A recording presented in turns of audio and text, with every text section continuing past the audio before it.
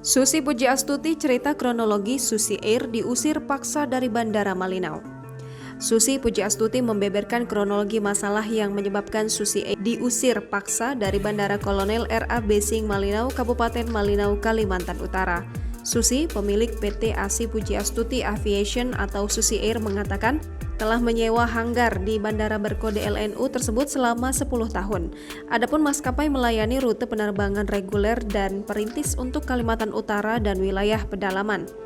Dia menambahkan perpanjangan sewa tersebut dilakukan karena masih ada pesawat yang belum selesai proses perawatan atau maintenance dalam waktu dekat.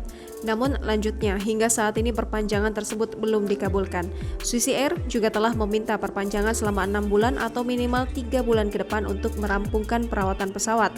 Dia menyebutkan pesawat yang masih ada di hanggar antara lain Pilatus Porter PKVVW, Cessna Grand Caravan C200B PKBVR, dan Air Tractor AT802 PKVVY. Susi menduga pemerintah Kabupaten Malinau enggan untuk menyetujui perpanjangan kontrak hanggar di Bandara Malinau.